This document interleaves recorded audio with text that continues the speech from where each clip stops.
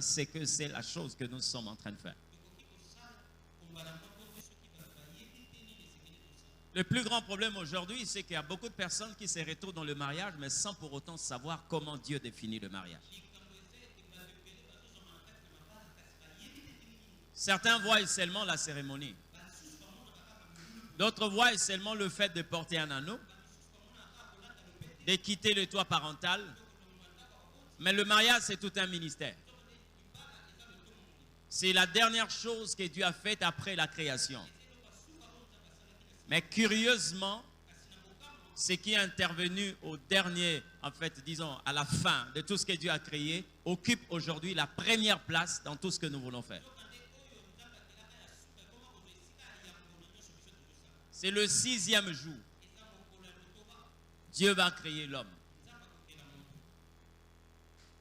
Non seulement qu'il crée l'homme, mais il pense aussi que cet homme ne soit pas seul. Alors quand vous lisez la Bible, vous allez vous rendre compte que le mariage intervient au dernier rang. Mais ce n'est pas parce que Dieu a créé le mariage à la fin de tout ce qu'il a créé que le mariage n'est pas important. Aujourd'hui, nous sommes rassurés que le mariage occupe la première place dans tout ce que nous faisons. Une nation qui ne sait pas définir le mariage, une famille qui ne possède pas les vraies valeurs du mariage, c'est une nation détruite et une famille rien. Alors bien aimés, nous allons, par la grâce de Dieu, parler du mariage, simplement. Je ne m'aurais pas parler sur le principe, le 9 principes du mariage, je ne sais pas quoi. Je vais parler seulement sur le mariage. Le mariage. Nous allons voir par la grâce de Dieu.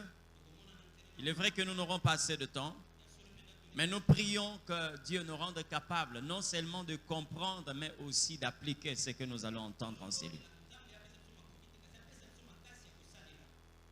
Je dis bien, il est très important que nous puissions parler du mariage.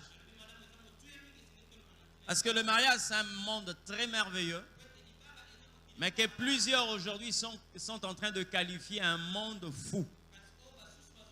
Un monde bizarre. Beaucoup de gens veulent sortir parce qu'ils se sont rendus compte que le mariage n'est pas un monde là où on peut vivre. Nous assistons à beaucoup de divorces. Il y a même de ceux qui préfèrent le toit parental que le toit conjugal. Il y a de ceux qui considèrent le mariage comme étant, je ne sais pas, peut-être le pire de ce qu'ils ont vécu dans la vie.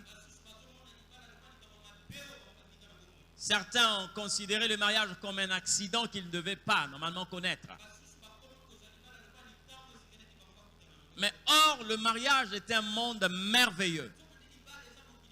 Vous allez découvrir avec moi que dans le mariage, que l'Éternel a permis à l'homme de définir, de connaître certains sentiments que l'homme ne peut pas expliquer même avec son intelligence.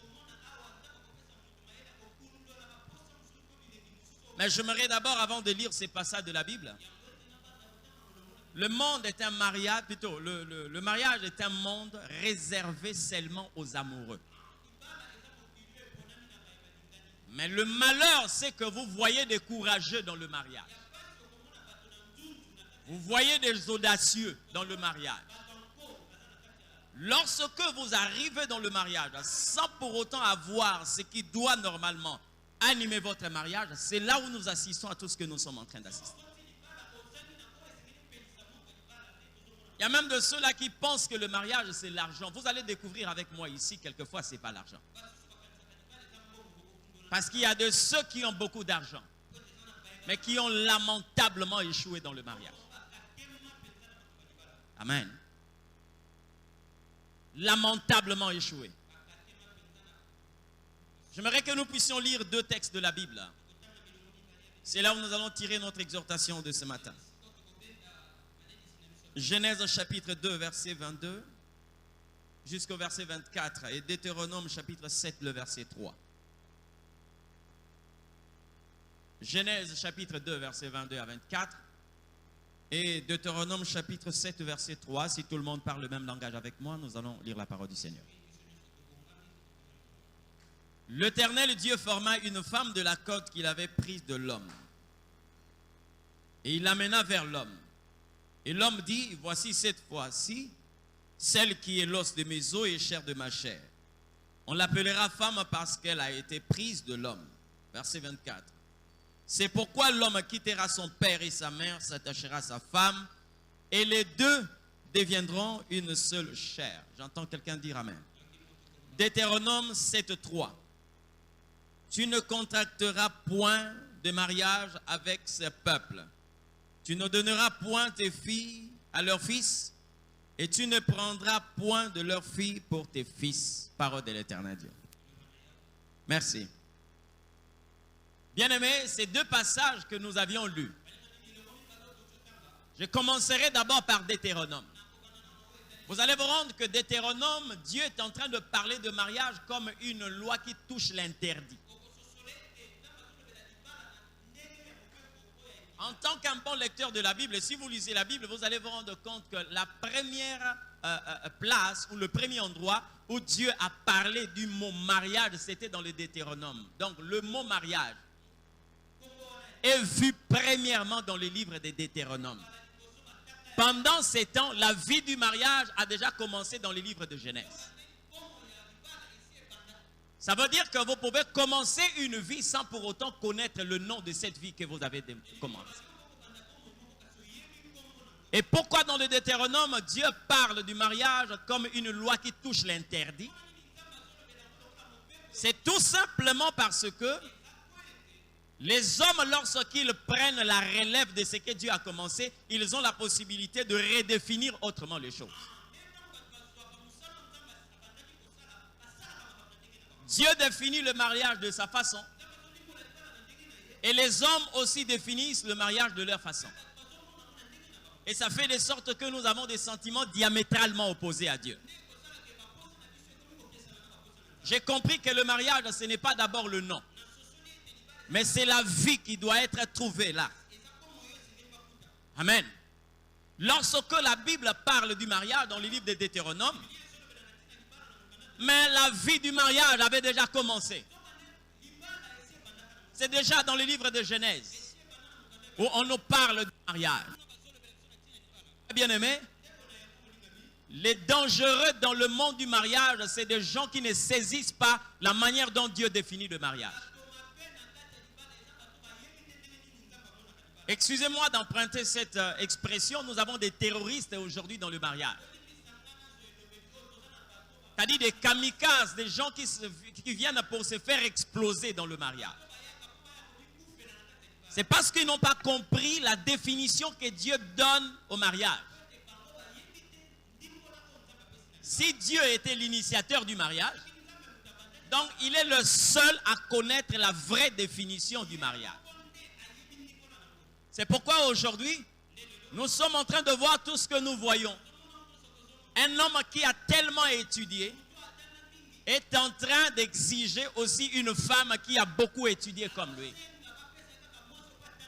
Quelqu'un qui est né d'une famille nantie, qui est en train d'exiger une femme qui sort d'une telle famille pour qu'il soit uni par le lien du mariage. Qu'est-ce que réellement le mariage? C'est pourquoi, bien aimé, pour ne pas beaucoup voyager, nous allons parler de ce que le mariage est, de ce que le mariage aussi n'est pas. Parce que si nous rentrons dans les détails, certainement le temps va nous manquer. Mais j'aimerais seulement passer par là, parler de ce que le mariage est selon Dieu et ce que le mariage n'est pas. Homme comme femme, tous aspirent au mariage. Mais le problème, comme je l'ai dit ici, c'est que quand vous posez la question à celui qui aspire au mariage, pourquoi vous voulez vous marier? Pendant que je suis allé à Brazzaville, à notre église de Brazzaville, célébrer un mariage, j'ai voulu m'entretenir avec les deux conjoints.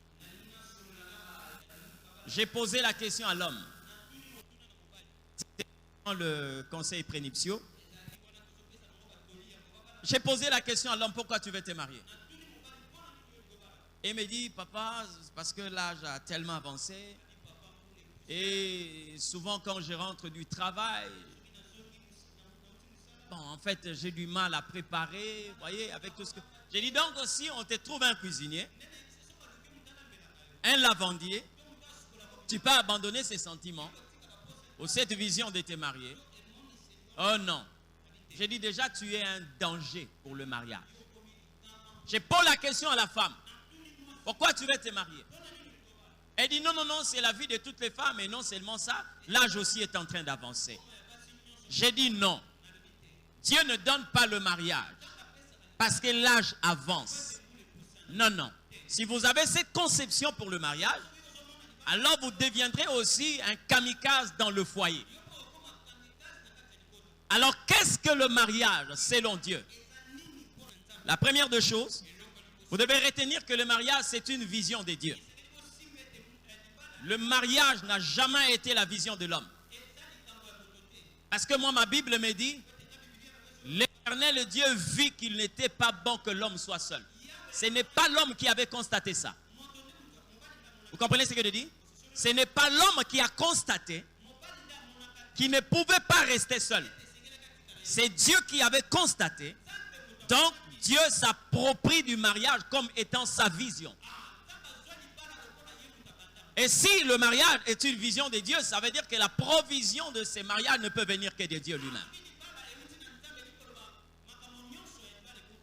Rassurez-vous que le mariage, si vous avez besoin de vous marier, posez-vous la question de savoir est-ce que vous êtes dans la vision de Dieu ou vous êtes dans votre propre vision. Certainement, durant cette exhortation, il y a des choses qui vont vous choquer. Hein? Il y a des choses qui vont vous choquer, mais supportez ça, c'est comme ça. Parce qu'ici, nous sommes en train de vouloir définir le mariage selon Dieu, pas selon nous. Et je l'ai dit, le mariage, c'est un monde merveilleux. Qu'est-ce que le mariage? C'est un monde très merveilleux qui demande à l'homme de comprendre la pensée de Dieu sur soi. Qu'est-ce que Dieu pense? Parce que quand Dieu nous a introduits sous le soleil, il ne nous a pas laissé respecter notre agenda. Nous sommes dans ce monde pour accomplir la volonté de Dieu. Alors lorsque vous êtes dans le mariage ne doit pas être votre vision, mais c'est la vision de Dieu. Alors si c'est la vision de Dieu, vous devez chercher à connaître quelle est la pensée de Dieu pour vous. Sinon, vous allez voir un homme qui se lève et qui commence à choisir sa femme. Vous allez voir une femme qui se lève, qui commence à choisir son homme. Mais comme je l'ai dit au premier point, si c'est le mariage est la pensée de Dieu ou la vision de Dieu, c'est l'Éternel Dieu qui a des projets pour chacun de nous. Tel que vous êtes là, il y a quelqu'un, Dieu, qui a prévu le chemin où vous allez passer. Ce n'est pas à vous de choisir n'importe quel chemin. Vous voyez le problème que nous avons aujourd'hui? C'est parce que plusieurs sont en train de vivre dans une sorte d'incompatibilité dans le foyer. Je vais vous donner un exemple clair pour vous éclairer. Vous regardez la charpente de l'homme. Chaque homme a une morphologie. Tel que moi, je suis mince. Et vous ne pouvez pas imaginer que dans ma charpente, je puisse avoir un os qui dépasse la forme de ma charpente. C'est impossible. Amen. Mais il y a aussi des hommes plus élancés, plus castards que moi. Alors lorsque vous êtes dans le domaine de la médecine, on peut permettre dans votre vie ce qu'on appelle la greffe. On peut prendre par exemple un os, on peut prendre, je ne sais pas, un organe et mettre dans votre organisme. Mais dans le domaine de l'ossement, ou encore, ceux-là qui étudient les os, vous comprenez? Vous ne pouvez pas prendre un os qui est plus long que la personne qui est là et que vous puissiez remplacer par un os malade, par exemple. Sinon, vous allez provoquer ce que nous appelons l'infirmité dans la vie de cette personne. Parce que si on doit enlever, par exemple, le fémur de ma jambe, on doit remplacer par un autre os qui a la même distance et la même dimension que l'os qu'on a enlevé. Si on prend un os qui est petit, ça va faire de sorte que je puisse boiter du côté où on a enlevé l'os. Si on remplace un os qui est plus élancé ou encore plus long, je veux boiter de l'autre côté. Vous comprenez? Ça veut dire que le mariage étant la vision de Dieu, l'Éternel Dieu va retirer la côte de l'homme. Maintenant, dans le mariage, c'est comme si Dieu a remis la côte à sa place. Mais si cette côte-là n'était pas celle d'Adam, il devait y avoir une incompatibilité. C'est ce que vous trouvez aujourd'hui dans des foyers. Lorsque vous voyez un homme et une femme, il y a une incompatibilité de caractère. Malgré la présence des parrains, des témoins, la famille, tout ce que nous pouvons dire des pasteurs, rien ne marche. Faites la lecture sur cette incompatibilité. Vous allez vous rendre compte. Quelquefois, c'est des os que l'Éternel n'avait pas réunis ensemble.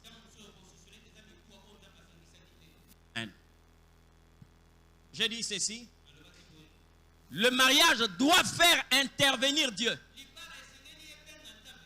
Je dis bien, le mariage doit faire intervenir Dieu. J'ai entendu aussi un jour un prédicateur qui a dit, si tu aimes une femme, prends-la en mariage. Tu aimes un homme, épouse-le. Ce n'est pas ce que la Bible dit. Le monde demande à ce que vous puissiez épouser la femme que vous aimez. Mais la Bible vous demande d'aimer la femme que vous allez épouser. Deux choses tout à fait contraires. Ça veut dire au début, Dieu peut vous demander de prendre une femme que vous n'avez pas aimée. Mais comme c'est lui qui déverse l'amour dans le cœur de l'homme, vous finirez par aimer cette femme. Vous pouvez aussi vous allier à un homme que vous n'avez pas aimé au début. Mais par la suite, le meilleur choix, c'est celui de Dieu. C'est ce qui arriva entre Jacob et Léa. Vous comprenez? Il a préféré Rachel. Mais comment se fait-il que la femme que lui n'a pas aimée, c'est cette femme-là avec qui Jacob a eu plus d'enfants? Qu'est-ce qui a fait ça? Ça, c'est le principe de Dieu. Alléluia. Donc, le mariage, il faut que l'homme comprenne la vision de Dieu. Qu'est-ce que Dieu pense pour chacun de nous? Le mariage est un monde, comme je l'ai dit, où Dieu enseigne certaines de ses natures à l'homme. C'est dans le mariage que l'Éternel Dieu permet à l'homme de connaître certaines choses que lui ne pouvait pas communiquer à l'homme directement. Une fois, j'étais en train d'enseigner à l'Institut. J'ai posé la question au pasteur. Qu'est-ce que la jalousie? Ils m'ont défini la jalousie de plusieurs manières avec un Français de la Sorbonne, tout ce que vous connaissez. Non, la jalousie, c'est un sentiment contraire. Voilà, celui-là, apôtre, c'est quoi? Évangéliste, prophète. Mais à la fin, nous avons compris que le mariage, quelquefois, plutôt la jalousie, ce n'est pas seulement ce que nous pouvons définir ou la définition que nous avons dans les dictionnaires. Non. J'ai posé la question à un pasteur. Admettons que vous êtes en train de marcher avec maman, bras dessus, bras dessous. Et qu'une personne quitte là, un homme qui vient poser sa main sur l'épaule de votre femme. Quelle va être votre réaction?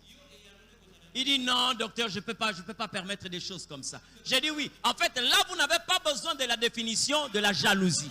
Ce que vous allez manifester là, c'est ce qu'on appelle la jalousie. Donc la jalousie réellement n'a pas besoin d'une définition qui vient d'un dictionnaire. Lorsque la Bible dit Dieu est un Dieu jaloux, Pour vous montrer ce que c'est la jalousie, il a placé l'homme dans le mariage. Bien aimé, j'ai vu des personnes qui se disputent tout simplement parce que le mari a fait un rêve où il y avait une femme qui est en train de lui faire des avances. C'est un songe. Vous comprenez la dimension de la jalousie? C'est un songe, il a rêvé. Et c'est la femme qui réagit. Et toi, lorsque la femme là est en train de te faire, tu avais dit quoi? Oh non, après j'étais en train de la regarder. Non, toi tu ne peux pas la regarder. Non, toi tu es un enfant de Dieu. Parce que quelque chose de pareil, normalement tu es révolté. Pourquoi tu n'étais pas fâché? Bien aimé, le problème est parti de là. C'est un songe, ce n'est même pas une réalité. Pourquoi? Parce qu'on est tellement possessif. Vous comprenez ce que je dis? Nous avons appris des histoires où l'homme a tué sa femme à cause de la jalousie. La femme a préféré manquer l'homme et ne jamais partager cet homme à une autre femme. À cause de quoi? La jalousie. Et quand la Bible dit, Dieu est jaloux. Si vous voulez connaître ça, venez dans le mariage. Vous allez connaître ce que c'est la jalousie. Donc vous mettrez votre dictionnaire de côté, micro Robert, je ne sais pas, la roue, c'est tout. C'est que vous allez vivre là. C'est ça la jalousie. Lorsqu'on parle de la fidélité, oui, Dieu est fidèle. Mais qu'est-ce que la fidélité? Regardez, vous allez comprendre ce que c'est la fidélité. Amen. Et en cas d'infidélité, vous allez aussi comprendre certaines natures que nous trouvons en Dieu. L'amour, la jalousie, l'infidélité, plusieurs choses, nous découvrons cela dans le mariage. Qu'est-ce qu'un mariage? Le mariage, c'est un monde qui exige une seule monnaie pour que vous puissiez vivre là-dedans. Ici, à Kinshasa, c'est le franc congolais. À Brazzaville, c'est le franc CFA. À Londres, États-Unis, tout ce que chaque nation a sa monnaie. Si vous voulez bien vivre dans cette nation, vous devez avoir la monnaie qui vous permet de faire des courses. Là. Aujourd'hui, vous pouvez avoir les yens. Ici au Congo, en dehors du fait qu'il y a des changeurs, si vous vous pointez devant une femme au marché, pour lui donner par exemple le livre sterling, elle va vous regarder comme ça pour dire ça c'est quelle monnaie. Si vous rentrez dans le monde du mariage, il y a une seule monnaie qu'on appelle l'amour. Lorsqu'il n'y a pas l'amour dans le mariage, on ne pouvait pas fonctionner. Vous comprenez ce que je dis? Donc tout ce que les hommes disent, parce qu'aujourd'hui vous avez des mariages en blanc, par exemple en Europe vous voyez des personnes qui se marient, non parce qu'on doit se marier selon Dieu, mais parce qu'on a besoin des documents. Il y a des mariages par intérêt. Donc tout mariage qui n'est pas basé sur l'amour, je vous assure que ce n'est pas un mariage. Vous comprenez ce que je dis? Le temps nous est tellement imparti que nous allons sauter certains points pour dire ce que le mariage n'est pas. Alors le mariage, ce n'est pas aussi l'union d'un homme et d'une femme. Ça va vous déranger, mais supportez ça. Le mariage n'est pas l'union d'un homme et d'une femme. Si vous lisez très bien la Bible, vous allez vous rendre compte. L'Éternel n'a jamais dit que l'homme va quitter ses parents pour s'attacher à une femme. Ou encore la femme doit s'attacher à un homme. Ce n'est pas ce que la Bible dit. Mais si la Bible commence par dire, l'homme quittera son père et sa mère, s'attachera à sa femme. C'est-à-dire ce n'est pas la femme, mais c'est sa femme. Ça veut dire pour réussir le mariage, vous devez d'abord chercher à trouver sa femme. Il y a plusieurs femmes aujourd'hui, mais toutes les femmes ne sont pas sa femme.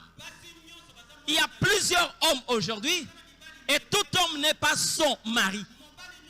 Ça fait de sorte que lorsque vous prenez une femme, vous allez à la commune, vous allez auprès de sa famille, si ce n'est pas sa femme, vous finirez par faire un stage dans le foyer et vous sortirez. La Bible dit l'homme quittera son père. Il n'a pas quitté un père, mais il a quitté son père.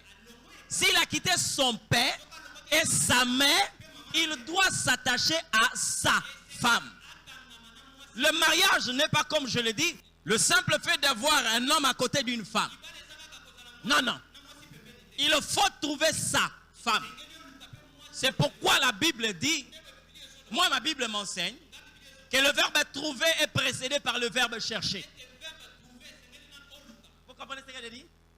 Si vous avez vu une femme, ne l'épousez pas. Mais si vous voulez épouser une femme, vous devez la trouver. Ça veut dire que vous l'avez déjà cherchée. Cherchez pas dans le sens de courtiser la femme. Mais il faut que celui qui a la capacité de révéler lorsqu'il avait retiré en vous, vous révèle votre femme. Moi, j'ai fait la médecine avant de venir dans ces choses. Vous savez, lorsque la Bible dit que l'Éternel a tiré la corde de l'homme pour former une femme, pas pour créer, mais pour former la femme. La médecine approuve que l'homme a des côtes pendantes. Ça veut dire des côtes qui sont comme inachevées. Et si la médecine n'a pas trouvé le temps pour expliquer cela, la Bible explique cela clairement. Alléluia. Donc vous devez trouver celle que vous avez cherchée. Je suis en train de décourager une personne ce matin. Quand quelqu'un dit, moi je suis non, non. Le mariage est une alliance. On est d'accord? Est-ce qu'on est d'accord que le mariage est une alliance? L'Éternel défend à son peuple de faire des alliances sans sa volonté. Ésaïe chapitre 30 verset 1. Malheur aux enfants rebelles qui font des alliances sans ma volonté. Mon frère, je te dis, les yeux que tu as ne te suffisent pas pour chercher la femme de ta vie. Ma soeur, les yeux que tu possèdes ne suffisent pas pour chercher l'homme de ta vie. Il y a quelqu'un qui a la possibilité d'amener celui qui était sorti de toi tout près de toi. C'est l'Éternel Dieu.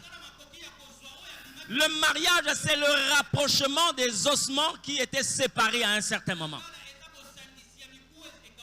Et pour que vous puissiez arriver à réunir la charpente toute complète, il faut que l'Éternel intervienne comme vous lisez dans le livre d'Ézéchiel 37. La Bible parle de ces prophètes qui étaient dans la vallée des ossements desséchés. Tout était dispersé.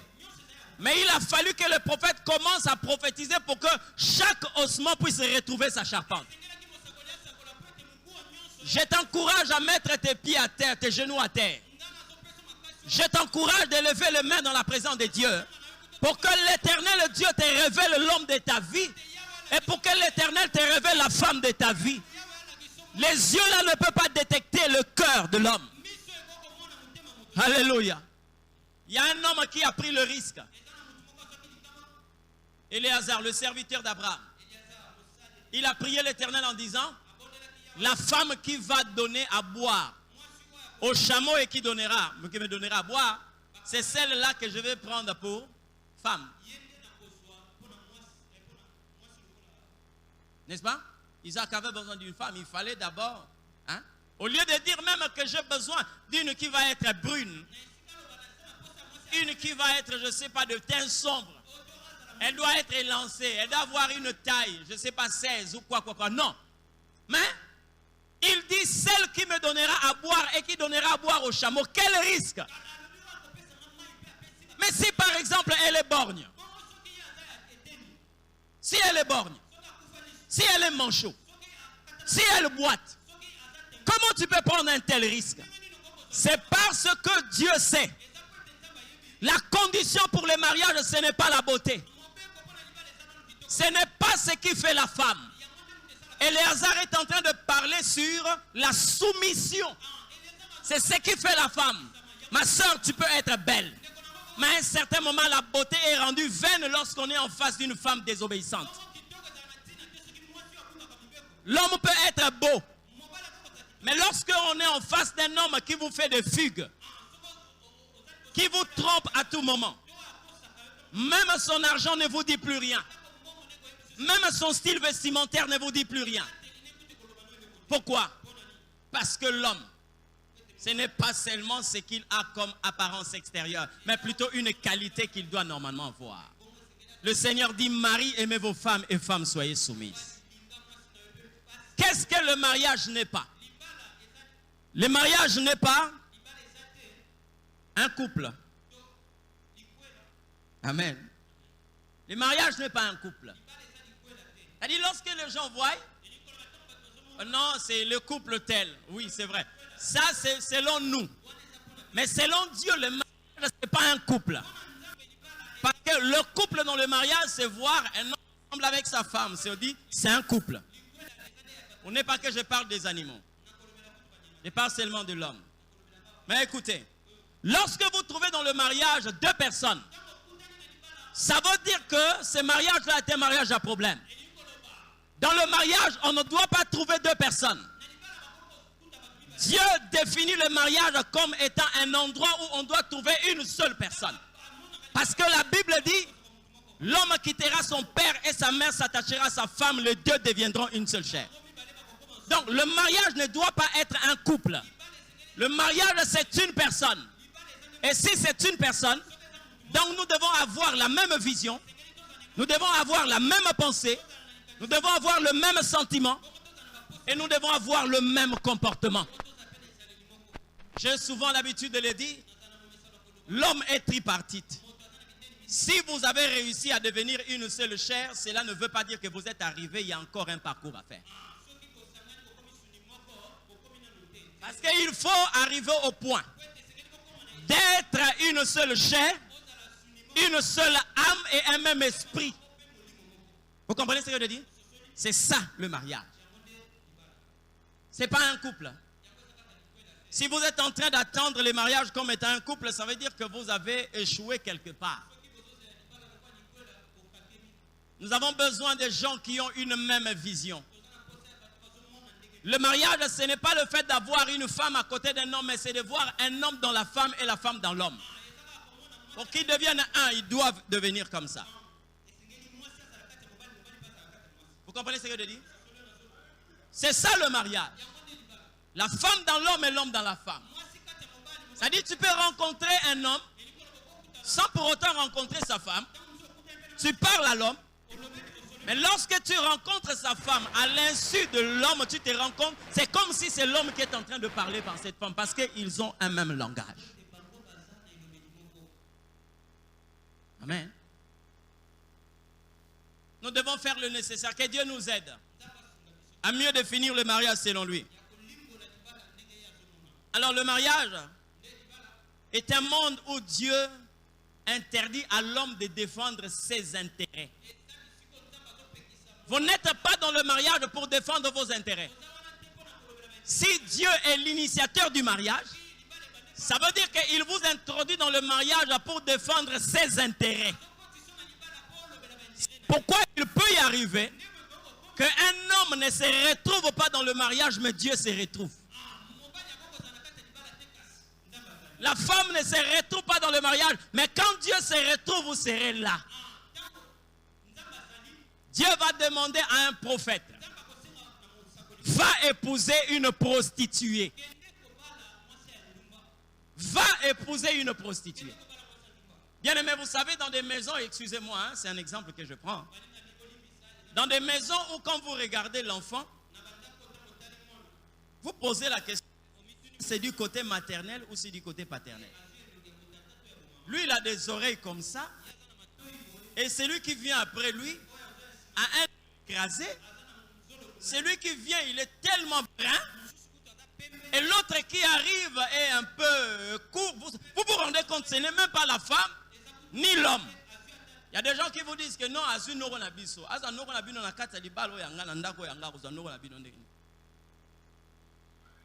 quand vous voyez déjà un foyer comme ça, c'est un foyer où pèse beaucoup de suspicions.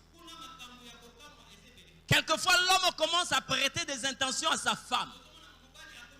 Maintenant, Dieu demande à un prophète, Osée, d'aller prendre une prostituée. C'est-à-dire, lorsque vous arrivez à la maison, vous regardez les oreilles de vos enfants, vous vous rendez compte que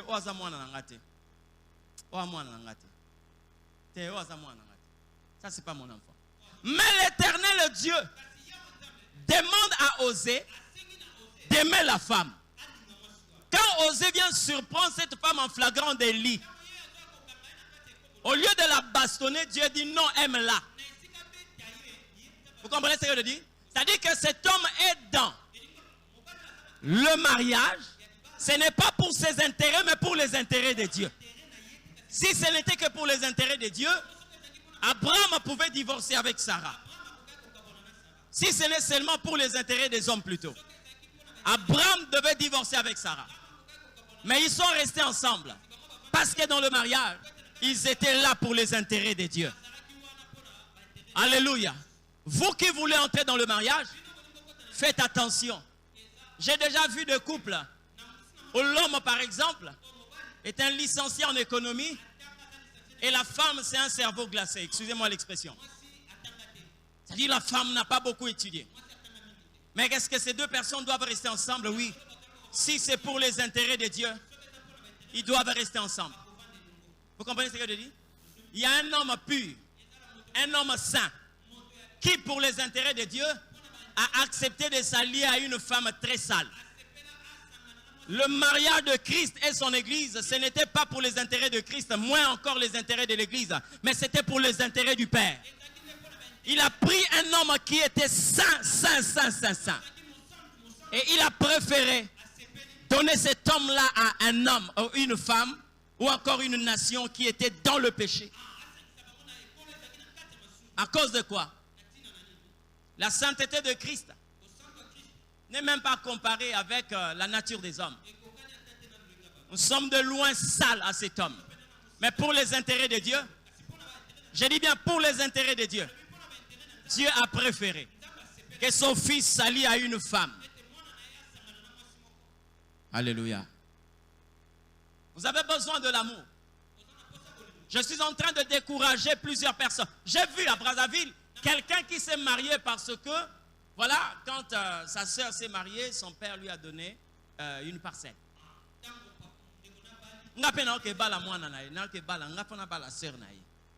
Parce que son papa, c'était un ministre. Si le mariage est vu comme ça, sachez-le bien, vous allez faire un stage. J'aimerais dire ceci.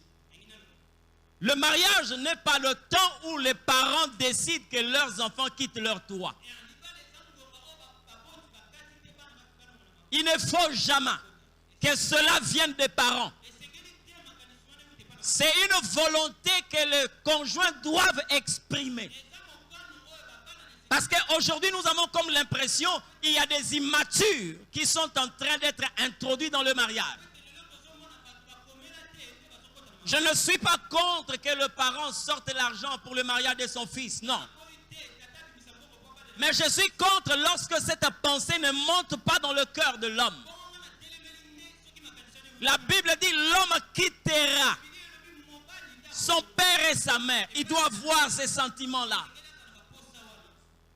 Vous avez dans la vie des personnes qui n'ont jamais quitté. Et on les connaît très bien. Moindre problème, ils rentrent vers papa et maman. Lorsqu'on n'a pas encore quitté, vous comprenez ce que je dis? Il y a de ceux qui amènent le prolongement de la famille dans leur foyer. C'est maman qui dit à la femme ce qu'elle doit faire. C'est papa qui dit à l'homme ce qu'il doit faire. Non, notre maison n'est pas le prolongement de votre maison. Lorsque nous sommes dans le mariage, Dieu prend un homme et une femme, il leur permet de bâtir une république. Alléluia. Et un dernier élément. Lorsque vous avez la facilité de recevoir la vision sur le mariage, faites attention avec un élément très important qu'aujourd'hui agite plusieurs foyers, c'est la fécondité. J'aimerais quand même parler de ça avant de prier. La fécondité. Quand l'Éternel Dieu a institué le mariage, la Bible dit, il a béni l'homme. Il a béni la femme. Soyez féconds, multipliez-vous, remplissez la terre, assujettissez-la. Mais, ne demandez pas la fécondité à Dieu si vous n'êtes pas conscient de votre nature. Vous comprenez ce que je dis? Parce que lorsque vous n'avez pas la connaissance sur votre nature, la fécondité peut devenir une punition au lieu de devenir une bénédiction. Moi, ma Bible me dit ceci. Lorsque le méchant se multiplie, le peuple grince le dent. Le méchant, c'est une personne, mais qui ne tient pas compte de sa nature, mais qui veut profiter de la fécondité. Aujourd'hui, si le monde est ce que le monde est, même notre pays, le Congo, c'est à cause des méchants. Je l'ai dit sans avoir la langue dans la poche. Vous ne pouvez pas expliquer que dans une nation immensement riche, mais avec un peuple profondément pauvre. Pourquoi? Et pourtant, bien aimé, des sommes, je dis bien, des sommes colossales, des montants exorbitants. S'il faut avoir un budget dans ce pays, nous devons nager dans les 50 milliards. Mais pourquoi le Congo est en train de patauger? C'est tout simplement à cause de la présence des méchants. Vous voyez quelqu'un qui gagne 13 000 $, mais qui est en train de discuter avec sa sentinelle qui lui demande 70 $ de salaire. Lui travaille du 1er au 30. On le paye 13 000 $. Il est logé. Il est véhiculé. Vous comprenez? Mais le travailleur, la sentinelle, qui quitte chez lui du 1er au 30, pendant que toi tu es dans ta maison, lui il est dehors. Pendant que toi tu fais des rêves, lui il affronte les moustiques. Mais quand vous lui posez la question de savoir on a refoutu combien, il dit patron, 70 $. Vous dites, hey, pendant nimbo rebelle, mais entre-temps, vous voulez discuter les 13 000 $ que vous avez. Mais vous êtes en train de refuser à quelqu'un 70 $. Et lui aussi, comme il n'a pas de choix, il sera obligé d'accepter. Vous savez pourquoi? La méchanceté. Na komwa Yesu nzamba sala de sorte que ba méchant mingi ba botaka so ebelete. Parce que quand il se multiplie, je dis bien quand il se multiplie, ce n'est pas normal. Celui qui vous enseigne de l'école primaire jusqu'à l'université, cet homme-là, s'il veut s'habiller, il va à Gambela. C'est là où il soulève des pantalons comme ça. C'est là où il soulève des chemises comme ça. Mais vous que lui a instruit, si vous voulez vous habiller, c'est par exemple à la galerie présidentielle que vous allez vous habiller. Mais la personne qui vous a donné cette intelligence-là, et lorsqu'on dit non, nous devons augmenter le salaire des fonctionnaires, ces gens de personnes disent que non, bon, ça n'a pas été.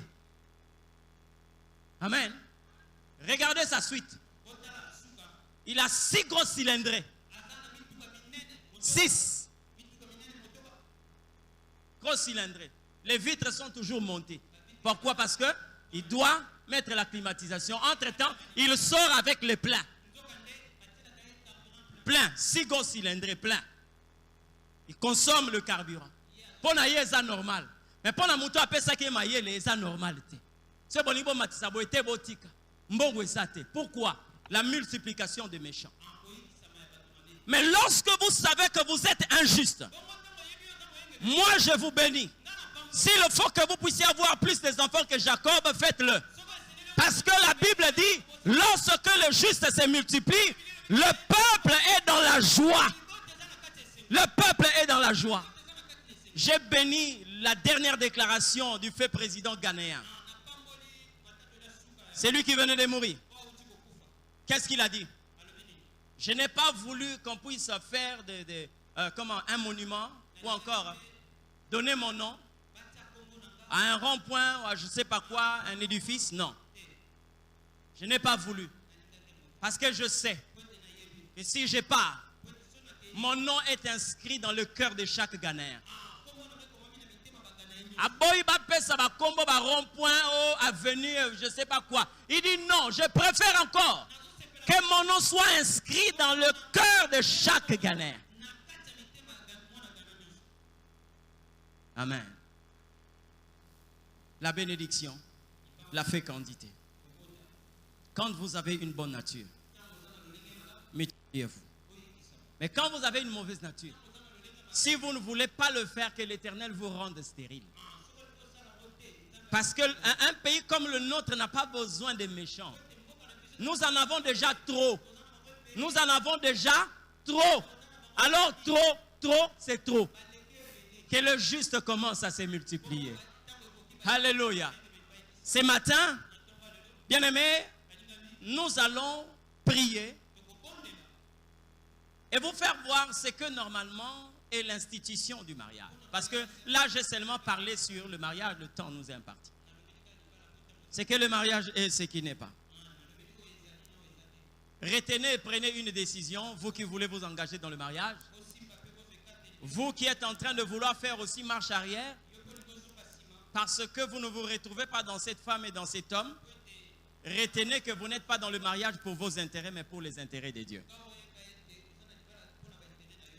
Quelqu'un comprend ce que je dis? Ce matin, que ce soit les mariés, que ce soit les célibataires, les prétendants, nous allons dire au Seigneur, accorde-nous la grâce de vivre les mariages selon toi. Baisse ta tête dans la prière, je vais prier. Dis à Dieu quelque chose. Pendant que nous sommes en train de prier, il peut y avoir un homme qui est en train de vivre la renaissance de l'amour dans son cœur pour sa femme. Une femme peut aussi commencer à vivre une renaissance de l'amour dans son cœur pour son mari. Ce monde merveilleux. Nous ne voulons pas être deux dans la maison, mais nous voulons être un. Ne jamais manifester la volonté de contredire celui qui est l'instituteur du mariage. Oh, sois béni, Seigneur. Sois béni, Seigneur.